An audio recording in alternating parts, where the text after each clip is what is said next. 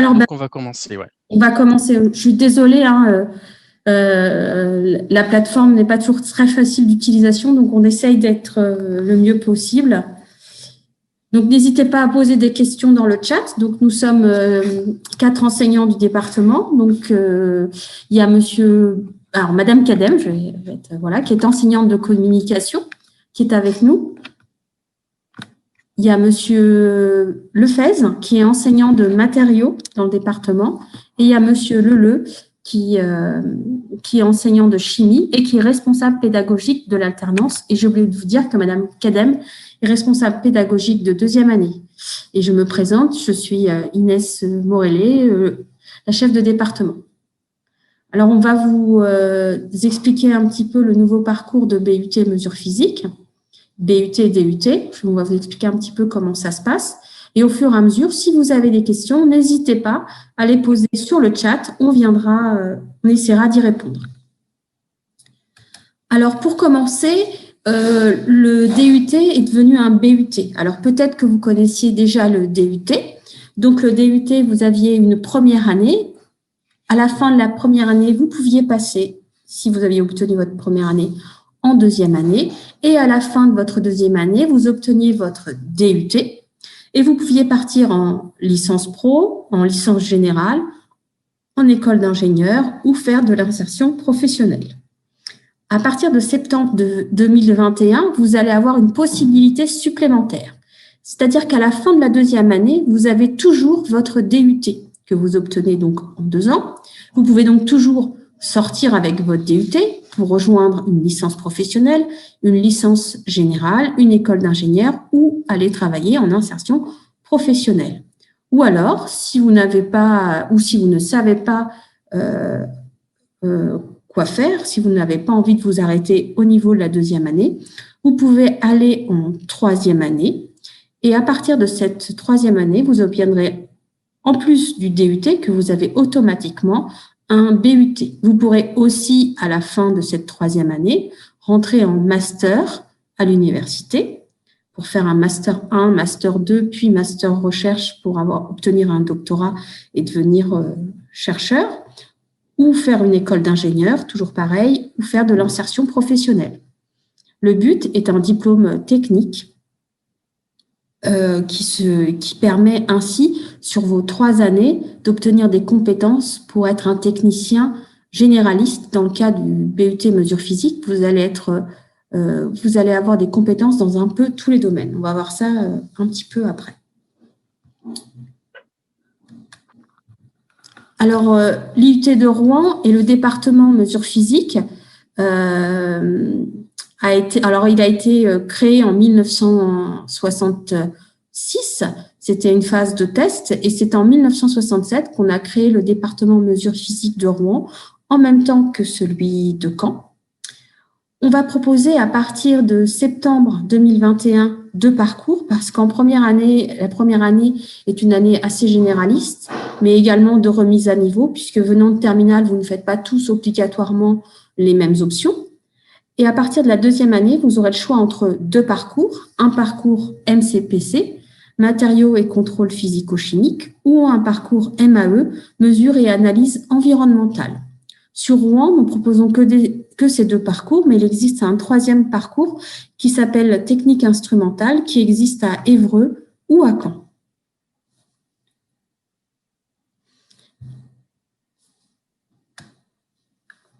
Le diplôme universitaire le DUT, il va vous former à différentes choses, différentes techniques de mesure. Donc, vous allez avoir des bases en métrologie, en traitement du signal, en caractérisation des matériaux, mais aussi en instrumentation. Vous allez faire de la physique générale, mais aussi de la chimie.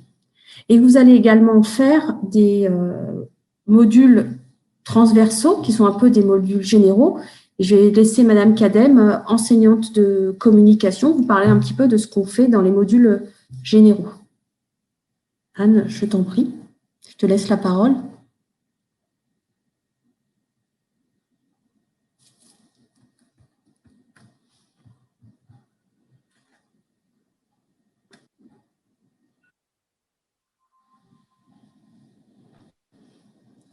Ah, il y a un petit souci. Je ne sais pas si elle est toujours là, Anne, en fait. Ah, d'accord. Bon, bah, c'est pas grave. Alors, je vous ai parlé des deux types de parcours qu'on avait. Je vous ai parlé de caractérisation des matériaux. Donc, je vais laisser monsieur. Ah, ça y est. Ça y est. Ah, voilà. Bah, voilà, Madame Cadel. Oui, Je j'étais vais pas sûre. commencer, Madame. Voilà, j'ai récupéré la main. Donc, je disais qu'effectivement, dans le but mesure physique et dans d'autres buts d'ailleurs, nous allons aussi vous proposer d'acquérir des compétences que l'on appelle transversales, qui sont des compétences liées aux matières comme l'anglais, comme la communication. Donc des matières qui vous permettent d'améliorer, par exemple en communication, tout ce qui est rédaction écrite, donc l'orthographe, la syntaxe, savoir faire des synthèses, savoir faire des résumés, qui sont finalement des besoins que l'on retrouve en entreprise ou dans les poursuites d'études, en école d'ingénieur ou ailleurs. Voilà, pour ce qui est de la communication écrite, on fait aussi de la communication orale pour savoir se présenter en public, pour savoir faire des soutenances, donc la prise de parole en public qui est fortement travaillée. Et puis, il y a un autre module général qui est un module d'accompagnement des étudiants pour soit la poursuite d'études, soit l'insertion professionnelle et également la recherche de stage, où on vous apprend à réaliser un CV qui attirera ou qui convaincra les recruteurs, rédiger des lettres de motivation et également passer des entretiens d'embauche. Voilà, ce sont les compétences transversales et générales que l'on vous propose, en plus de toutes les matières techniques et scientifiques. Je repasse la parole à Madame Morellet pour la suite. Alors, donc, je vous ai parlé de deux parcours. Et donc, on a un parcours qui s'appelle matériaux et contrôle physico-chimique. Et je vais laisser monsieur Lefez, enseignant de matériaux et enseignant dans ce parcours que l'on fait déjà actuellement, nous expliquer en quoi consiste ce parcours matériaux et contrôle physico-chimique. Benoît, je te laisse. Merci. Alors, dans ce parcours, il y a deux types d'enseignement. Un enseignement, bien sûr, en cours travaux dirigés qui donne les bases sur la connaissance des différents matériaux, qu'ils soient alliage métallique, céramique, verre. Et puis, on fait aussi appel à des cours sur les instrumentations pour savoir comment on peut caractériser les matériaux, faire des essais mécaniques, savoir s'ils sont plus ou moins durs les uns que les autres, si on peut les déformer de façon élastique, plastique. Et bien sûr, on voit tout ça en TP aussi. On met en application tout ce qu'on a appris en travaux pratiques. Et on va un peu plus loin, on caractérise les matériaux à l'état solide, à la différence des chimistes qui vont passer par des étapes de mise en solution. On peut aussi caractériser les matériaux à l'état solide sous forme de poudre, de plaques massives. Et pour ce faire, on va en fait envoyer sur le matériau des énergies sous forme d'électrons, de rayons X. Alors, on apprend à fabriquer un faisceau d'électrons, un faisceau de rayons X. En fait, on va torturer la matière. C'est comme si je vous pinçais, vous allez crier, et bien la matière, elle aussi, va répondre en émettant un rayonnement secondaire que l'on va interpréter. Des signaux que l'on va donc enregistrer avec différents capteurs et on va donc les interpréter. Et tout ceci, eh bien, ça se retrouve dans l'industrie qui nous entoure, dans notre milieu, où on a tout un tas de laboratoires dans lesquels on va retrouver le même type de matériel qui vont en fait analyser par exemple l'épaisseur d'une peinture, la qualité d'une peinture, mais aussi les matériaux qui vont constituer les portières de voiture ou les moteurs, et ainsi de suite. Donc c'est multidirectionnel. Voilà. Madame Morellet. Merci beaucoup. Alors, moi, je peux vous parler un petit peu du deuxième parcours qui s'appelle mesure et analyse environnementale. Donc, actuellement, c'est pareil, nous avons déjà des modules correspondant à ce parcours-là que nous faisons déjà en partie actuellement. Dans ce parcours-là, vous allez faire de la mesure acoustique.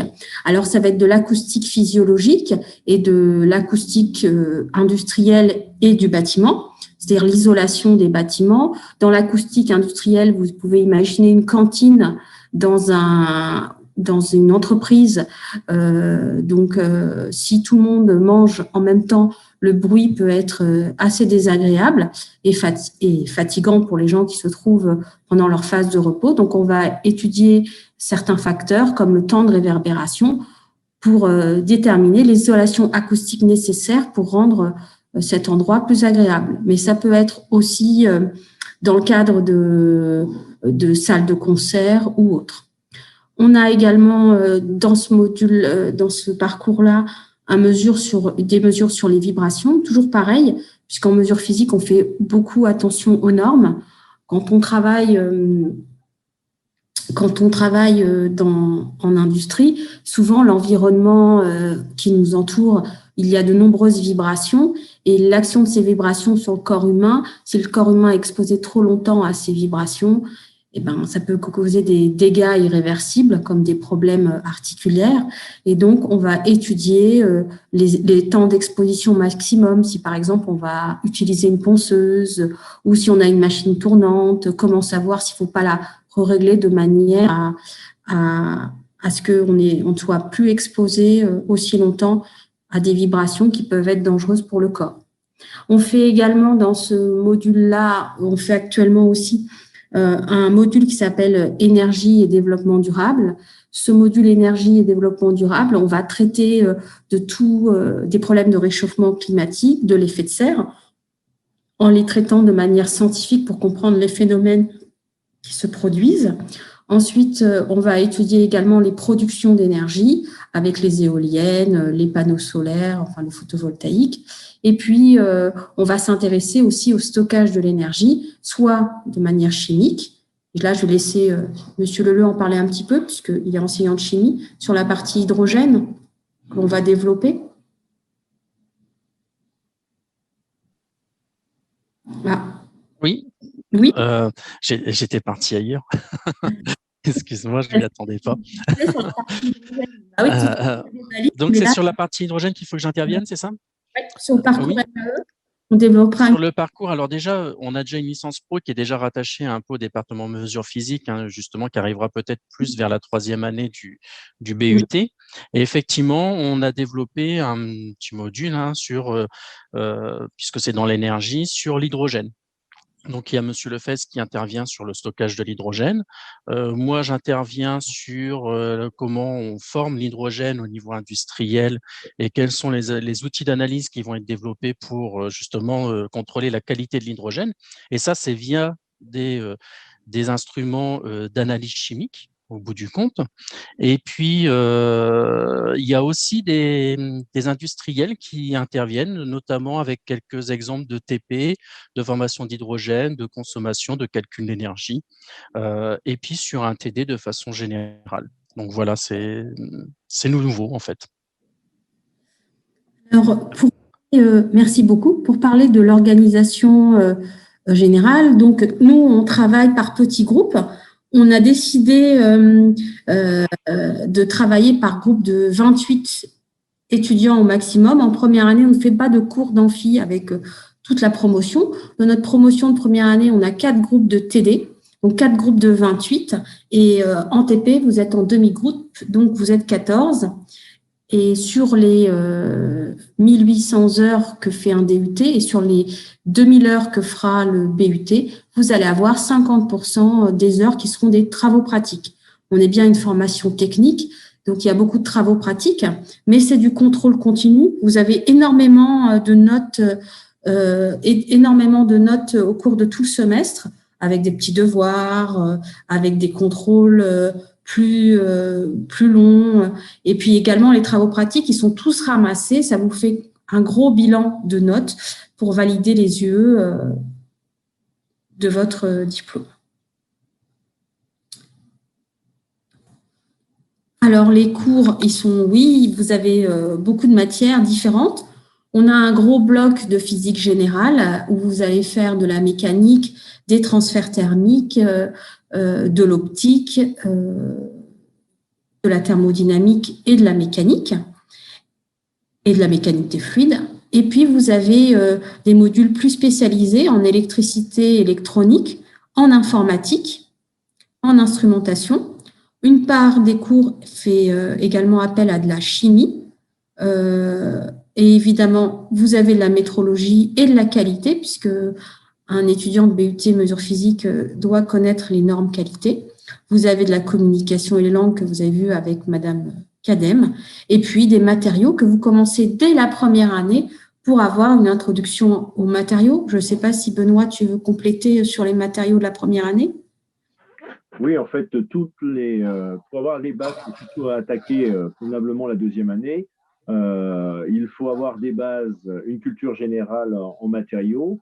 Et donc, on fait une sorte de vulgarisation dans les premières séances au niveau des matériaux. Et après, on rentre un peu plus dans le détail sur leurs propriétés physiques en lien avec justement les autres cours, pour voir un petit peu où on pourrait les utiliser, aussi bien dans le monde électronique, dans le monde optique ou dans le monde du biomédical. Parce qu'à partir du moment où on parle de matériaux, il ne faut pas juste se cibler le monde vraiment industriel. On peut, dans le monde actuel où on est là tout de suite, on voit bien l'importance du médical, et donc beaucoup de matériaux peuvent être utilisés certains des matériaux peuvent être utilisés en tant qu'implant, par exemple. Et donc, il faut connaître leurs propriétés. Et pour attaquer convenablement la deuxième année, où là, on va vraiment rentrer dans le vif du sujet, utiliser du matériel que l'on rencontre dans le monde industriel pour vraiment les caractériser. Alors, il y a une matière qui n'est pas indiquée sur le diaporama, qui est le PPP, projet personnel et professionnel, qui est un module très important pour préparer votre projet après l'IUT. Je vais laisser Madame Cadem, qui s'occupe du module PPP, vous en parler. Anne? Oui. Alors, le PPP, le projet professionnel personnalisé, c'est une matière qui permet aux étudiants de réfléchir à leur projet professionnel, mais aussi de travailler sur leur choix de poursuite d'études ou d'insertion professionnelle, c'est-à-dire qu'est-ce que je veux faire après mon BUT, est-ce que je veux poursuivre en école d'ingénieur, est-ce que je veux m'insérer dans la vie professionnelle. Et ces matières vous préparent surtout à passer les entretiens pour rentrer soit en alternance, soit en stage, soit en insertion directement. Et on réfléchit, donc on met aussi au travers du PPP tout ce qui est les techniques de gestion de projet, puisque ce sont souvent des matières dans lesquelles on va travailler en groupe, et les groupes vont avoir un objectif, un projet à réaliser. Et au travers de ces matières, il y a aussi cette compétence de la gestion de projet et du travail en équipe, qui sera évidemment très intéressante, très importante dès que vous serez en entreprise. Il y a aussi les projets tutorés, qui sont donc des projets aussi réalisés en groupe, de 3 à 5 étudiants sur des sujets très différents, qui peuvent être très techniques ou très scientifiques, et des sujets plus de type événementiel ou organisationnel, comme l'organisation par exemple d'une journée de rencontre avec des professionnels, ou alors des sujets beaucoup plus techniques, quelquefois en lien aussi avec des entreprises qui peuvent nous proposer des sujets. Donc, toutes ces occasions permettent aux étudiants de travailler à plusieurs. Et finalement, c'est quelque chose qu'on ne fait pas beaucoup quand on est dans le secondaire, mais il est important de bien travailler ces compétences-là, puisqu'elles seront indispensables en entreprise. Voilà, je repasse la parole à Madame Morellet. Merci beaucoup. Alors, il ne faut pas oublier que, alors jusqu'à présent, on avait un seul stage en deuxième année. À partir du BUT, on aura un stage en deuxième année qui fera 11 semaines et un stage en troisième année de 15 semaines. Donc, on a une expérience qui est intéressante, mais pas toujours suffisante. Alors là, vous avez donc on parlera juste après de l'alternance, Là, vous avez quelques diapositives de salles de TP. Alors, évidemment, c'est quand même beaucoup plus sympathique de visiter les salles. C'est pour ça que je vous invite à regarder les différentes vidéos que vous trouverez sur la page Facebook BUT Mesures Physiques Rouen. Vous avez différentes vidéos qui vous présentent différents TP ou des informations générales. On alimente régulièrement cette page. Vous pouvez consulter ces vidéos. Vous aurez des informations complémentaires. Mais évidemment, on peut répondre à vos questions. Donc là, des manipulations de la salle d'électricité, d'électronique. Là, des manipulations en optique. Donc, vous avez de l'optique ondulatoire où on étudie les lasers, les fibres optiques ou simplement de l'optique géométrique. Donc, vous avez les 3 types de matériel. On a également les TP de mécanique des fluides et de thermodynamique. Donc, sur la droite, on a une aile d'avion avec une soufflerie, une très grosse soufflerie. Donc, on a une aile d'avion miniature et on va souffler des vents d'à peu près 120 km/h sur cette aile d'avion et on va voir les réactions de cette aile d'avion. On fait aussi des TP pour étudier les pompes. Et puis, tout en bas, vous avez un TP de thermodynamique où on a un moteur de Stirling et on étudie la production d'énergie. Vous avez également les TP matériaux. Donc, Monsieur Lefebvre, vous pouvez nous décrire les images que l'on voit. Sur la droite, on voit un touret de polissage pour préparer les échantillons, pour pouvoir les regarder avec un microscope optique. Alors, on va regarder la surface des échantillons pour révéler l'agencement des grains. Parce que la matière est constituée d'un agencement de grains qui sont côte à côte et des grains qui font à peu près une vingtaine de microns, la taille d'un cheveu, par exemple.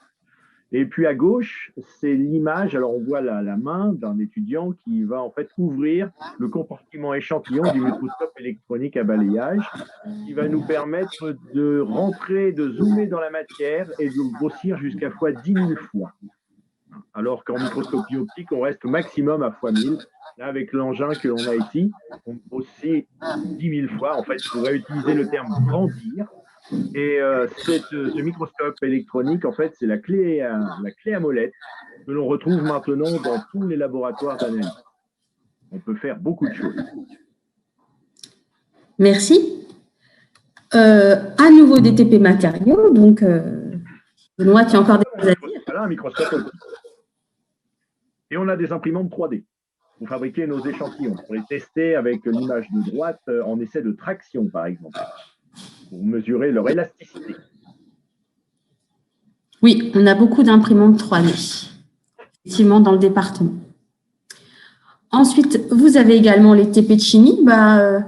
Monsieur Leleu, Stéphane Leleu va nous indiquer un petit peu ce qu'on fait en chimie. Stéphane, je te laisse la parole. Entre la première et la deuxième année, que fait-on en chimie en département mesures physiques? Eh ben, on fait de la chimie. Merci.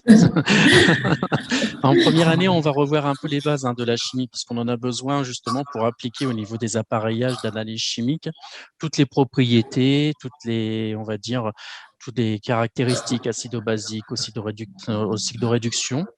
Et une fois qu'on aura vu toutes ces bases en première année, on va plutôt aller voir en TP de chimie en deuxième année. On aura trois grandes familles d'analyse chimique. On va dire interaction matière-lumière, c'est ce que vous avez justement en démonstration ici.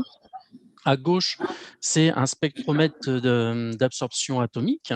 Et en fait, ici, on brûle les éléments et on regarde en fait ce que la lumière, ce que les éléments vont absorber en fait par rapport à la lumière qu'on va faire traverser à travers la flamme. Voilà. Et puis, vous avez justement sur la gauche une démonstration de la couleur qui permet justement de faire des analyses. Et chaque couleur va absorber indifféremment l'une de l'autre des longueurs d'onde, voilà, grossièrement. Donc ça va nous permettre de faire des mesures dans le domaine de l'alimentaire, dans le domaine pharmaceutique, dans le domaine pétrochimique. On a aussi 2 autres techniques. On va plutôt rentrer dans le côté électrochimie, c'est-à-dire interaction matière-électricité.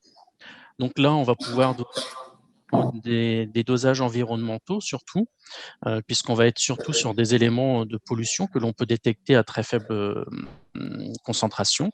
Et puis pour aller assez vite aussi, la troisième thématique, ça sera interaction matière-matière. Et là, c'est ce qu'on appelle la chromatographie. Et donc, on va séparer les composants d'un mélange pour pouvoir les identifier et les analyser.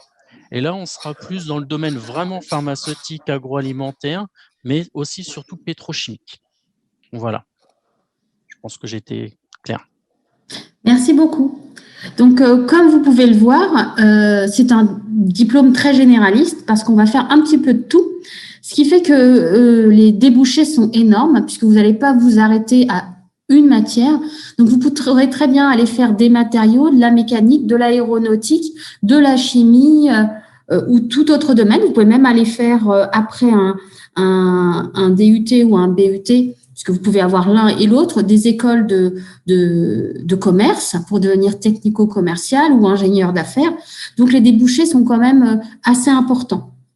On a à peu près la moitié de la promotion qui va en école d'ingénieur. Alors, si on ajoute avec ceux qui vont en prépa ATS, alors la prépa ATS, c'est une année qui permet aux étudiants qui avaient un DUT jusqu'alors, s'ils n'arrivaient pas à avoir d'école d'ingénieur après leur DUT, de faire une année de prépa ATS pour intégrer une école d'ingénieur. Alors, il faut savoir que les écoles d'ingénieurs qu'on intègre après le DUT sont des écoles d'ingénieurs qui sont sans concours, c'est uniquement sur dossier, à part l'école normale où vous avez un TP à faire, Centrale Paris et Supélec où vous avez un TP à faire. C'est exactement le même concours pour ces 3 écoles. À part ces 3 écoles-là, toutes les autres, ce ne sont que des entretiens oraux et même pas des entretiens scientifiques. Donc, avant, les étudiants jusqu'à présent faisaient des prépas ATS, mais on peut imaginer qu'avec le but 3, vous pourrez aller en 3e année et intégrer après la 3e année l'école d'ingénieur de votre choix. Je vous invite à aller regarder les écoles d'ingénieurs qui vous intéressent, les arts et métiers, Supmeca, l'UTC, les INSA. Sur leur site, vous regardez admission sur titre et vous verrez que dans la plupart des cas, on admet des DUT mesures physiques. Donc, quelle que soit l'école que vous choisirez, vous verrez qu'en général, les DUT mesures physiques sont pris. Et depuis 4-5 ans, le nombre de places pour les DUT mesures physiques augmente de plus en plus. On peut également avoir des étudiants qui vont en licence professionnelle.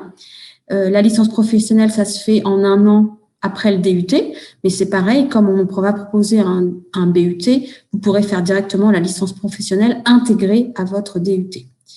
On peut aller travailler après le DUT. On a une petite part d'étudiants qui vont travailler, sachant que beaucoup d'étudiants qui font une école d'ingénieur font de l'alternance. Et puis, on peut tout à fait aller en L3 à l'université après le DUT ou en Master 1 après le BUT. Alors justement, beaucoup d'étudiants font des écoles d'ingénieurs en alternance. On propose de l'alternance à partir de la 2e année. Je vais laisser Monsieur Leleu en parler puisqu'il est responsable pédagogique de l'alternance au niveau du département. Stéphane, c'est à toi. Merci.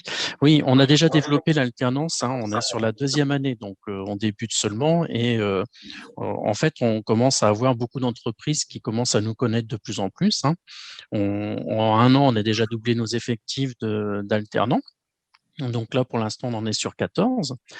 C'est déjà bien pour un début. On a beaucoup de contrats qui est dans l'énergie aussi. En moyenne, on a à peu près 3-4 contrats par an maintenant renouvelables apparemment systématiquement chez EDF, par exemple. Là, on commence aussi à avoir une collaboration avec Naval Group. Et puis, on a aussi beaucoup d'équipementiers automobiles. Donc, on n'est pas directement Renault de la région, mais au moins, on est avec des équipementiers automobiles et c'est eux qui participent quand même pas mal à l'alternance aussi et en fait au développement de l'automobile dans la région. Par contre, maintenant, effectivement, on va changer un peu notre organisation. On commençait dès la 1re année. Là, maintenant, la 1re année, il n'y aura pas d'alternance. Ça sera juste la formation initiale. on débutera l'alternance qu'à partir de la 2e année, et vous avez plusieurs possibilités. C'est soit directement de signer un contrat de 2 ans pour votre alternance, soit vous pourrez signer un contrat d'1 an à un moment donné, soit à partir de la 2e, soit à partir de la 3e année. Là, on verra un peu plus clair sur ce point-là par la suite, mais l'alternance va être possible avec une grande souplesse, en fait. Et là, l'avantage aussi, c'est que du coup, pendant la première année, vous aurez le temps de vous poser, de vous former à la rédaction de CV, de lettres de motivation, pour pouvoir postuler tranquillement avec mon aide, hein, parce que je vous suis tout le long de l'année justement pour ceux qui veulent faire de l'alternance. Je propose régulièrement des offres d'alternance. Là, depuis début janvier, on en a déjà 4. Hein. Ça veut dire que ceux-là, c'est 4, c'est EDF et GRDF. Donc, on va les renouveler systématiquement puisque c'est ce qui se passe. Et du coup, moi, je publie régulièrement les annonces. Donc, j'en trouve sur LinkedIn, mais sinon, c'est les entreprises qui m'envoient directement leurs offres. Donc, voilà, si vous avez des questions, vous les posez directement dans le chat de la conférence. Comme ça, on peut y répondre. Alors, justement, il y en a quelques-unes. On peut peut-être répondre aux quelques questions qui sont posées et continuer après, Oui. Inès. Oui, vas-y. Je te laisse lire la question. Voilà, il y a un étudiant qui demande quelle est notre politique pour les élèves prépa qui souhaiteraient se réorienter. Alors, tout dépend de ce qu'il a fait en prépa. S'il a fait 2 années de classe préparatoire ou 1 an et demi de classe préparatoire au vu de la situation actuelle, il peut faire une demande d'intégration directement en 2e année. Dans ces cas-là, si c'est pour septembre 2021, il intégrera encore la formule de DUT actuelle et tout va dépendre de ses résultats de classe prépa. Et si on considère qu'il a des résultats suffisamment bons, alors c'est une commission qui examine, hein, c'est pas une personne qui choisit toute seule. S'il a des résultats suffisamment bons pour aller directement en 2e année, on l'accepte en 2e année. On a de l'expérience, on a appris régulièrement sur les 4-5 dernières années des étudiants directement en 2e année. Ce sont des étudiants qui ont réussi directement leur 2e année. Si le niveau n'est pas suffisant, évidemment, dans ces conditions-là, c'est début de première année. Tout dépend de quelle classe prépa il vient, tout dépend des résultats de classe prépa. En général, on en discute avec aussi les enseignants, les professeurs principaux de la classe prépa correspondante. Pour savoir si c'est quelqu'un qui a le niveau pour aller directement en 2e année ou pas. Ok, merci. Il y a une autre question. Pensez-vous que le BUT-MP soit une bonne préparation pour intégrer un master ou une école en police scientifique ? Alors oui, tout à fait. Vous pouvez intégrer un master en police scientifique. Il y en a à Lyon, il y en a en région parisienne. Tout à fait, parce que c'est un DUT généraliste. On a déjà des étudiants qui ont fait ça jusqu'à présent. Il y a des étudiants qui ont fait des études pour être dans la police scientifique, soit technicien juste avec leur DUT. Dans ces cas-là, il faut passer un petit concours, mais qui est très facile pour un étudiant de DUT mesures physiques. Et là, on est technicien de la police scientifique. Si on veut être plus haut placé au niveau de la police scientifique, effectivement, il faut aller en master et on peut intégrer un master de police scientifique avec un DUT mesures physiques. Alors, avec le BUT, je pense aussi, puisqu'avant, on intégrait la licence. Je pense qu'avec le BUT, on pourra intégrer le master. Oui, tout à fait. Ok. Il y a aussi, comment se passent les cours avec la Covid ? Alors, pour les cours, en fait, quand il est possible, nous avons des salles 84 places. Et dans ces cas-là, comme on travaille par petits groupes de 28, on peut mettre 28 étudiants dans une salle où il y a 84 places, puisqu'on est à moins de la capacité de la salle, à moins de 50% de capacité de la salle. Ça pose pas de souci. Ou alors, quand ce n'est pas possible, on peut travailler sur 2 salles en faisant les étudiants chercher des exercices ou en travaillant autrement. Comme en travaux pratiques, nous sommes que 14 étudiants dans un groupe et que nous avons des salles qui font en général plus de 80, entre 70 et 80 mètres carrés, nous pouvons mettre dans ces salles les 14 étudiants, puisque depuis le mois de novembre, même au deuxième confinement, nous avions droit de faire revenir les étudiants pour faire les travaux pratiques. On est quand même une formation technique, il est important que les étudiants fassent les travaux pratiques. Donc, une partie des étudiants peut revenir. Okay, pour l'instant, il n'y a pas d'autres questions. Donc, je ne sais pas si on avait terminé la présentation. Ah si, en voilà une. Quelle spécialité physique, maths faut-il avoir pris pour avoir une place en but mesure physique? Je pense que c'est les spécialités en terminale. Oui, oui. Alors, il faut avoir au moins pris l'une des deux, soit maths, soit physique. Et on n'est pas obligé de garder les maths jusqu'en terminale. Si on prend les maths complémentaires, je sais que les maths, l'option maths expert ou l'option maths classique est particulièrement difficile. Donc, pour faire un DUT mesure physique, il suffit d'avoir fait maths complémentaires. Évidemment, c'est mieux d'avoir fait physique pour avoir au moins des bases pour que ça devienne plus facile. Et puis, de toute façon, pour faire un BUT mesure physique, il faut aimer les sciences, il faut être motivé. Donc, normalement, si on aime les sciences, on garde l'option physique-chimie en terminale. Mais les maths complémentaires suffisent. OK. Une autre question. Quels sont les domaines d'activité après un BUT MP? Alors, il peut y avoir tous les domaines. C'est large. C'est très large. Vas-y, Anne. Oui, les étudiants peuvent partir dans beaucoup de domaines. On le voit quand on travaille sur la recherche de stage ou quand on prépare son poste DUT. Ça peut être dans les domaines, dans les secteurs de l'aéronautique, ça peut être dans l'aérospatial, dans l'automobile. On voit aussi des étudiants maintenant partir vers tout ce qui est bâtiment, travail sur l'énergétique aussi, les bâtiments en lien avec tout ce qui est, je ne trouve pas le mot, pas énergie, mais… mesures et analyse environnementale. Voilà, c'est ça. Merci Inès. Donc, c'est vraiment très, très large. Il y a aussi l'agroalimentaire qui recrute aussi. Il y a aussi des secteurs comme le textile qui se développent. On a aussi vu des étudiants partir vers le travail des matériaux dans un domaine qui est un peu plus, qui intéresse pas mal de jeunes, qui est le sport, par exemple, dans le travail d'amélioration, dans la performance de certains objets ou vêtements sportifs, ça se voit aussi. Donc, c'est vraiment très, très large. Et donc, du coup, la question suivante, c'est: je souhaiterais travailler dans le secteur de l'aérospatial. Bon, là, pour le coup, on est vraiment… Alors, il n'y a pas de souci. En plus, en Normandie, il y a un Normandie Aérospace et on a beaucoup d'étudiants qui travaillent. D'ailleurs, quand on n'est pas en temps de crise sanitaire, quand on organise le forum des anciens, ils arrivent souvent avec des offres d'emploi. Ils viennent présenter ce qu'ils font et ils ont des offres d'emploi pour des DUT mesure physique. Mais on en a vraiment pas mal. Alors maintenant, une question qui concerne les stages en BUT. Comment se dérouleront les stages en BUT? Alors, il y aura 11 semaines en deuxième année,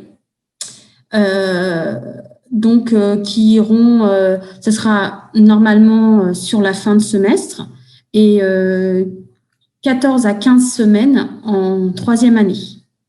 Si ça répond à la question. Oui, je pense que… Moi, je rajouterais que tactiquement, ça permet, il y a deux solutions. Il y a la première année permet de voir si un domaine industriel plaît. Et s'il plaît, dans BUT, on peut rajouter 16 semaines de stage dans le même parcours, ce qui fait qu'au niveau du CV, ça complète vraiment de façon très efficace un CV et ça montre un petit peu l'envie que quelqu'un a à aller travailler vraiment dans un domaine industriel. Et sinon, si le premier stage n'a pas plu, eh bien, le deuxième stage de 16 semaines permet de tester un autre domaine industriel. Ça fait quand même en tout entre 24 et 26 semaines de stage. Donc, c'est vraiment intéressant. Alors, évidemment, il est encore mieux pour parfaire son projet professionnel de faire de l'alternance. Mais si on ne souhaite pas faire de l'alternance, on arrive déjà à un gros bloc de semaines de stage.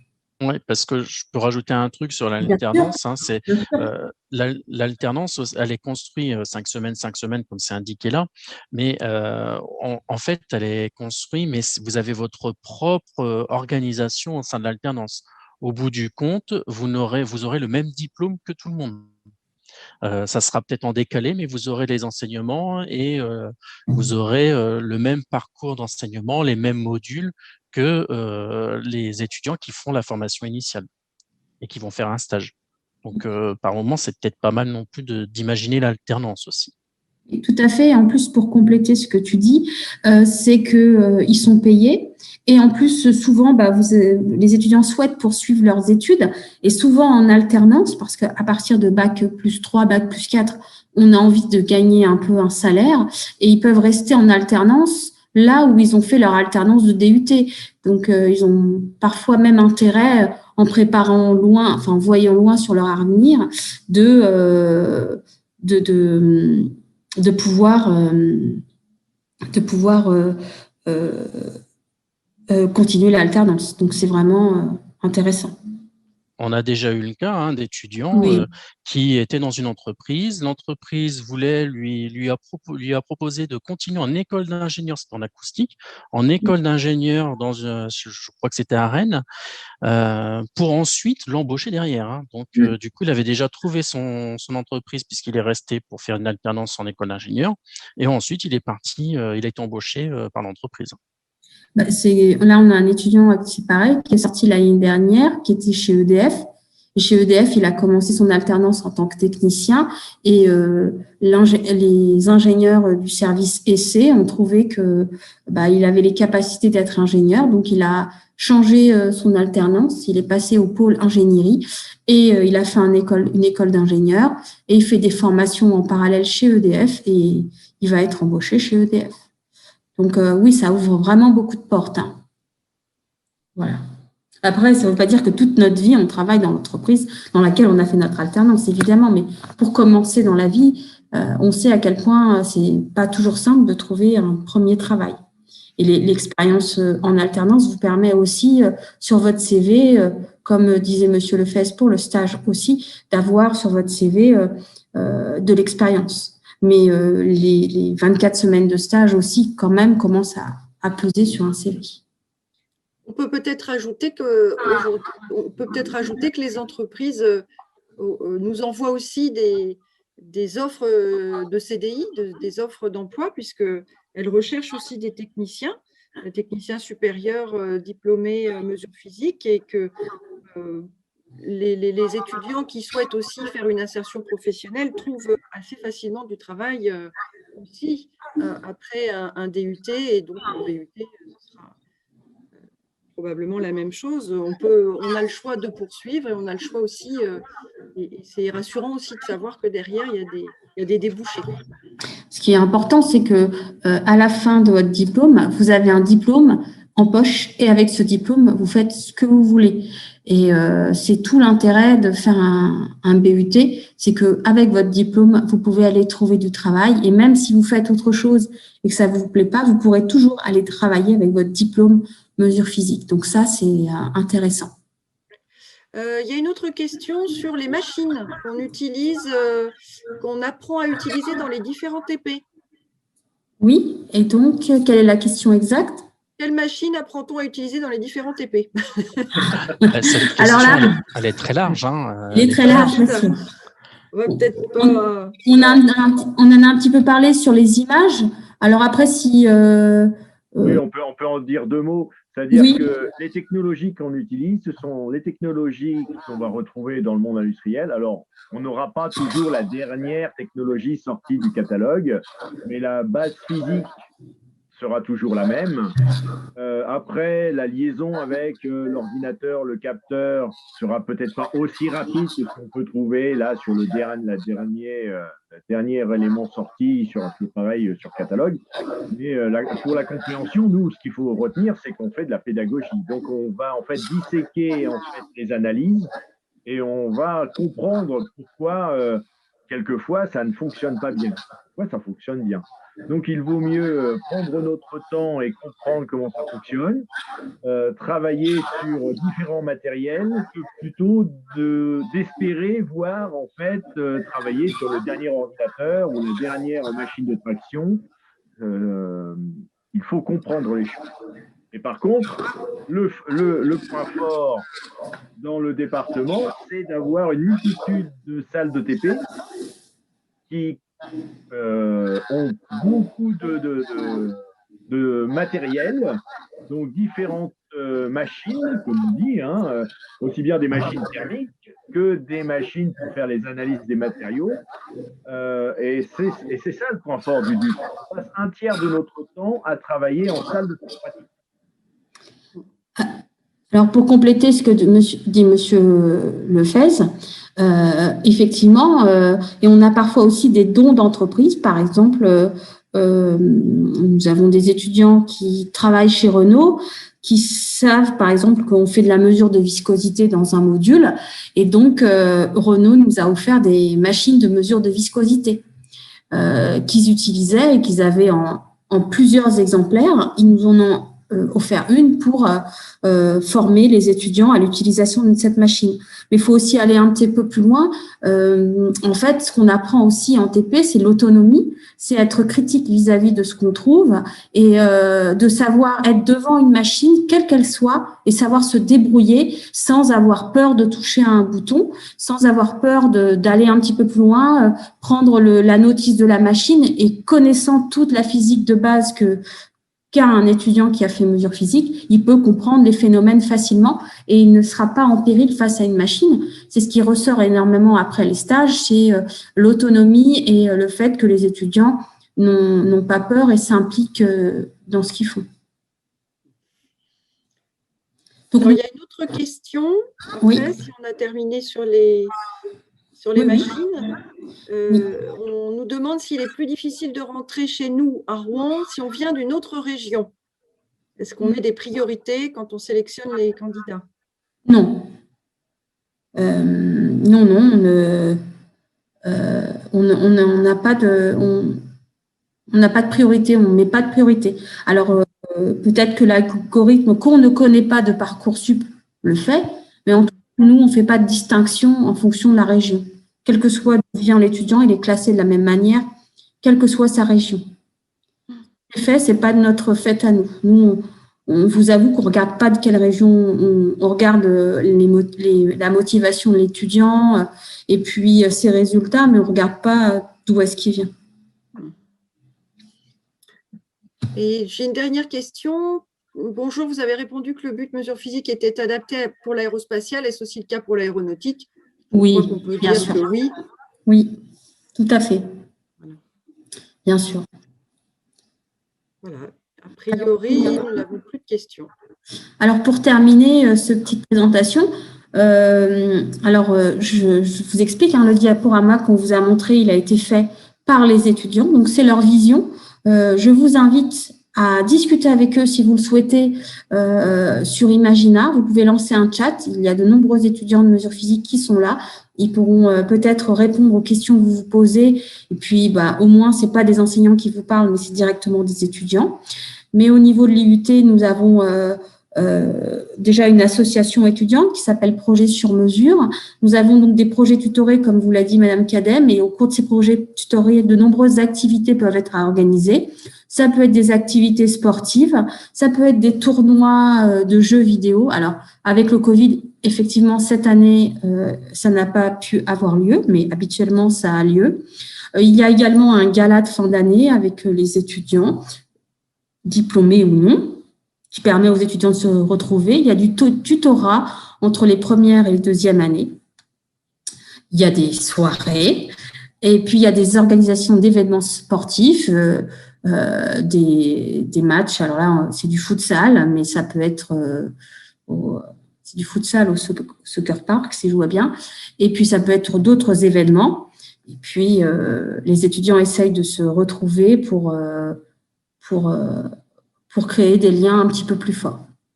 Il faut savoir que les étudiants sont suivis, c'est-à-dire que vous avez Madame Cadem qui est avec nous, qui s'occupe de suivre les deuxièmes années, Monsieur Jean qui n'a pas pu être avec nous, qui s'occupe des premières années, et vous avez Monsieur Leleu qui s'occupe des alternants.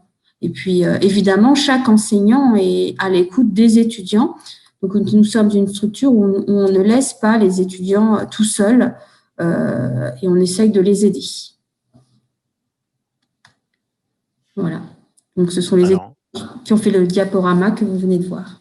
Les photos d'avant étaient avant la crise sanitaire. Oui, c'est la photo après la crise sanitaire. Voilà, c'est ce que j'ai dit. J'ai dit que malheureusement, là, cette année, ils n'avaient pas pu faire d'événements sportifs ou autres. Ah, nous avons une dernière question. Oui.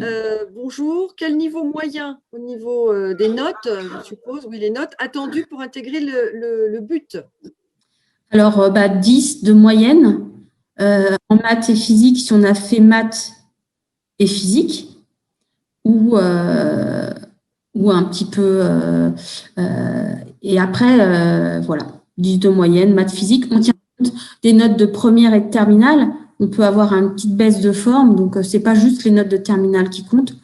On compte l'ensemble des notes, sachant que maths complémentaires suffisent.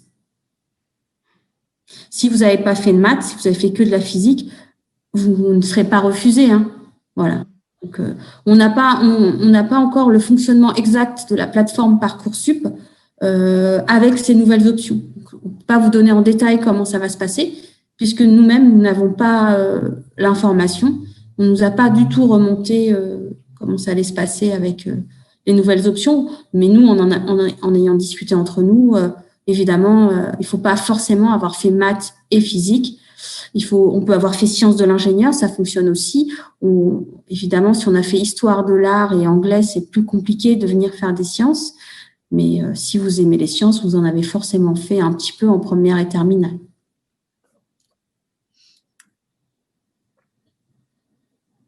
Voilà, a priori, il n'y a pas d'autres questions. Alors, si vous avez des questions, n'hésitez pas à nous les poser à travers les chats, à aller contacter les étudiants à travers le chat aussi, parce qu'ils pourront parfois mieux vous répondre que nous. Puis, on vous remercie beaucoup. Et puis, si vous avez d'autres questions, vous pouvez encore les poser. Il nous reste encore 5 minutes. Voilà, il nous reste encore 5 minutes.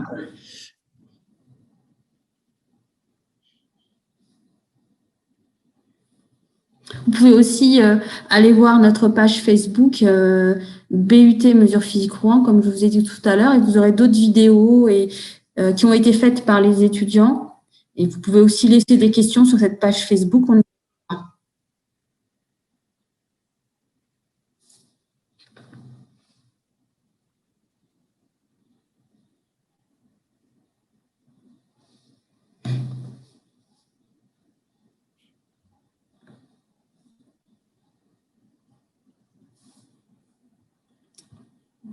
Bon, si on… Du coup, ce qu'on peut dire, c'est que je vais copier l'adresse de la page Facebook dans le chat de la conversation, de la conférence, comme ça vous l'avez. Oui. Donc, je viens de le valider, normalement ça devrait être bon. Ah, quelqu'un me pose une autre question. La quantité de travail personnel à fournir. Une bonne question. Alors, c'est compliqué à quantifier. Il faut savoir que vous avez des devoirs toutes les semaines, puisque c'est des contrôles continus. Donc, vous avez un calendrier de devoirs. Les devoirs se passent le lundi matin. Alors, pourquoi ce choix? Parce que comme ça, toute la promotion a le même devoir et vous n'avez pas des devoirs suivant votre groupe, puisque nous avons 4 groupes de travaux dirigés de 28. Donc, vous avez devoir le lundi matin. Donc, on ne peut pas travailler le devoir du lundi matin, le dimanche après-midi, c'est un peu tard. Donc, je dirais que vous avez aussi les TP à préparer, c'est-à-dire que quand on arrive en TP, dans la plupart des modules, il faut avoir avant lu les TP et savoir ce que vous allez faire. quand c'est possible. Et donc, il faut un petit peu les préparer, ce qui fait que la quantité de travail, elle est pas facile parce que ça dépend si vous avez dormi pendant un quart d'heure ou si vous avez écouté et que vous avez suivi avec attention le cours et le travaux dirigés. Donc, on ne peut pas tellement quantifier. Je ne sais pas si quelqu'un a une idée de la quantité de travail, mais ça va dépendre des étudiants, ça va dépendre de beaucoup de choses. Ça aurait été bien de poser cette question-là aux étudiants eux-mêmes. Voilà. Ils pourraient plus facilement répondre. Donc, vous pouvez poser sur le chat des étudiants de mesure physique, leur demander directement. Classiquement, c'est 1 heure de travail le soir. Oui, au minimum. Si on ne veut pas s'embêter le week-end pour faire les contrôles qui ont lieu chez nous le lundi matin ou le mardi matin en fonction des différentes années, si on ne veut pas se pourrir un week-end complet, il vaut mieux travailler raisonnablement 1 heure tous les soirs. Bien sûr, consacrer une tierce heure le samedi ou le dimanche pour préparer le contrôle du lundi matin. Ça améliore beaucoup les choses. Oui. Et il y a encore une autre question. Oui. Y a-t-il des relations entre l'IUT, donc l'IUT ou DUT mesure physique et l'INSA Rouen? Oui, ils viennent régulièrement vous présenter leur formation. Alors, il n'y a pas de relation spéciale. Non, plus qu'avec mais par exemple, mais effectivement, j'ai régulièrement au téléphone certains responsables de certaines des formations qui demandent quand ils hésitent à prendre un étudiant, qui m'appellent, mais parce que je les connais, sur des informations sur les étudiants, mais on n'a pas, voilà, mais on a beaucoup d'étudiants. Hein. Si on prend la formation performance énergétique, on peut avoir jusqu'à une année, ils étaient 13 sur 24 étudiants, c'était 13 étudiants de chez nous. Que, oui, quand même, on ne peut pas dire qu'on a des mauvaises relations avec l'INSA de Rouen, on a beaucoup d'étudiants. Non. Ils viennent présenter la formation aux étudiants et vous inviter à venir visiter au cours de leur journée portes ouvertes. Voilà, on a des bonnes relations, il n'y a pas de souci. Il y a beaucoup d'étudiants qui vont à l'INSA. On a même des étudiants qui font l'INSA, le DUT et qui retournent à l'INSA.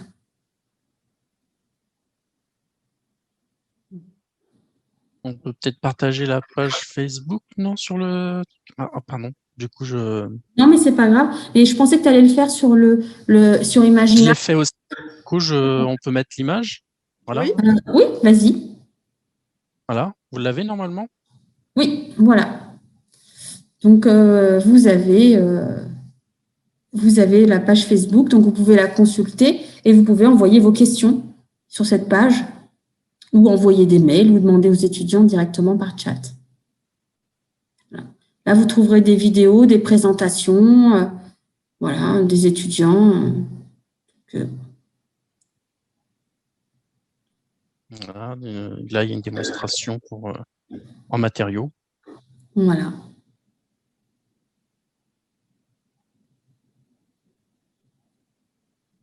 Il y a plein de petites vidéos réalisées par les étudiants eux-mêmes, donc c'est plutôt intéressant d'aller voir ce qu'ils disent. Vraiment aussi, de toute façon.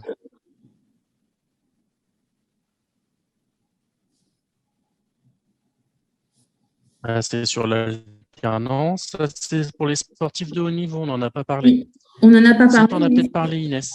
Non, je ne crois pas, mais si vous êtes sportif ou musicien de haut niveau ou alors, je ne sais pas quoi de haut niveau, mais si vous avez une activité où vous n'êtes pas professionnel, mais qui vous prend énormément de temps, on peut adapter votre parcours de manière à venir à l'IUT, avoir votre diplôme et allier votre passion et votre diplôme et votre formation.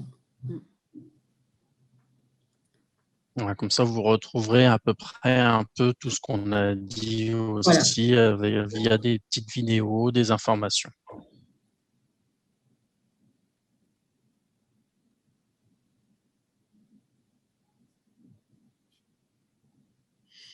Voilà, nous n'avons plus de questions là sur Imagina. Donc, Je vous remercie beaucoup d'avoir participé et si vous avez encore des questions, vous pouvez les poser à nous, aux étudiants, sur Facebook, en direct sur Imagina.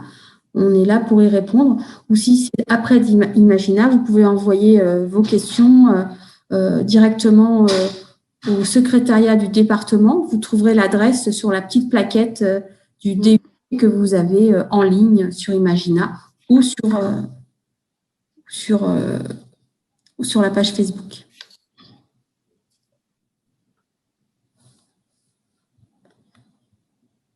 Voilà, il n'y a plus de questions. Voilà. Donc, on vous remercie. Au revoir. Merci. Au revoir. Au revoir.